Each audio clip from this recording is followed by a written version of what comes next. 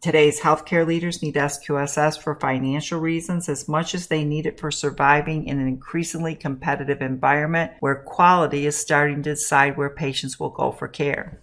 They need it because of the important role it can play in helping them to get control of the three financial buckets that determine business health. For healthcare, how these three buckets get managed has become especially important as the earnable revenues for today's providers steadily decline. At the same time, the social sector funding that once supplemented their buckets for future growth dries up. It's like all the money that hospitals and physicians now get to move out of their buckets for future growth and into their buckets for fixing the past because of never events. While it's important for today's leaders to think long and hard about how they're going to reduce what they spend in their buckets for fixing the past, they need to be equally as concerned about how much they are now spending in their buckets for surviving the present because of a quality model that costs too much and delivers too little. What that environment of financial loss looks like for the average leader is found in the way healthcare keeps managing risks after the fact at a cost that is at least 100 times greater in the bucket for fixing the past than it would be if they decided to manage their risks as near misses and great catches.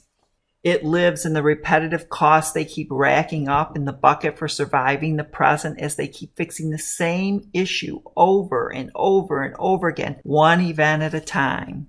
It can be found in the 50-year-old repetitive costs that keep accumulating in the bucket for fixing the past every 3 years when surveys roll around.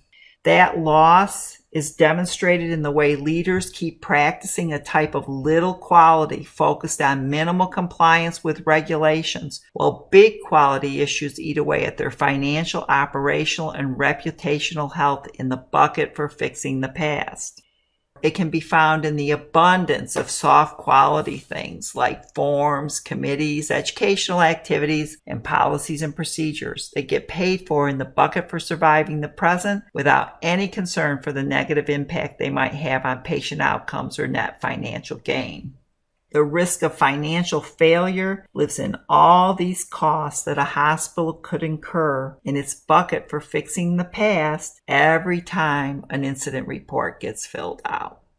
Consider the cost in the bucket for surviving the present when the average clinical procedure has 3 non-value-adding steps. For every 500 procedures, where each of those steps consumes 3 minutes of staff time, and has to be implemented 200 times in the year, a hospital can find itself dedicating 8 clinical FTEs to the bucket for surviving the present.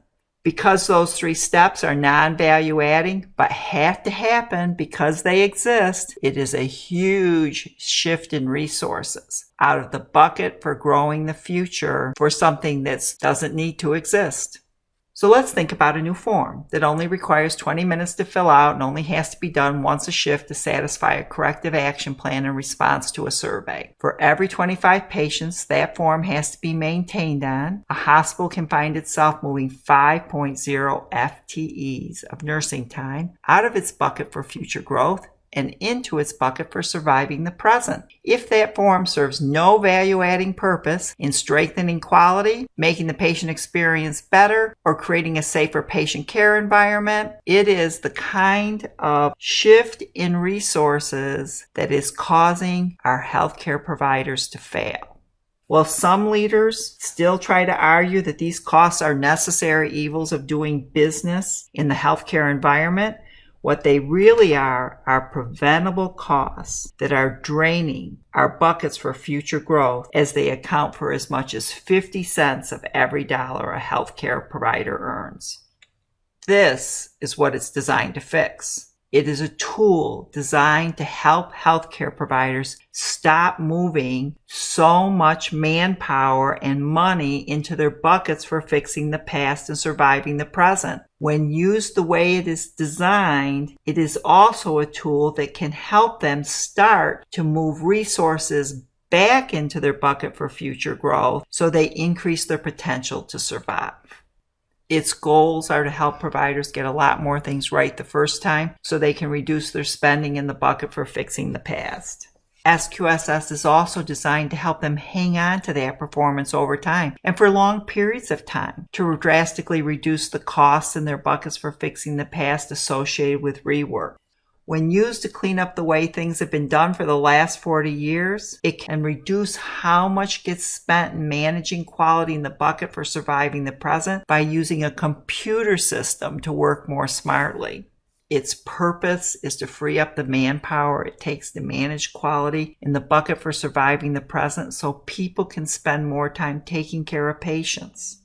For leaders, it can automate the creation of the real-time big data and reports it takes to now make the kind of business smart decisions that are required to protect the bucket for future growth.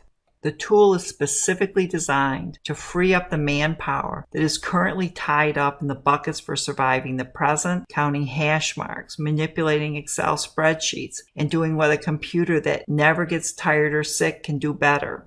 When used with the future in mind, it can build the kind of data sets that distinguish a preferred provider in an increasingly competitive world, so to keep revenues flowing into the bucket for future growth. The ultimate purpose of SQSS is to invest less in the cost centers of managing, reporting, and fixing after the fact, while making it easier to do more with fewer resources in order to protect the bucket for future growth. At the same time, our patients are safer. Its purpose is to create a platform that makes it easier for healthcare providers to manage quality more efficiently and effectively over time. SQSS is designed with a clear understanding that regulatory compliance is no longer going to be enough for our healthcare providers who want to survive.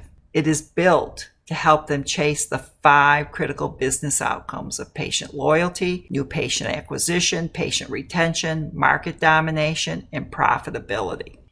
It's a tool for leaders who finally realize that they cannot create financial success without managing quality and money like they're two sides of the same coin so that the money works.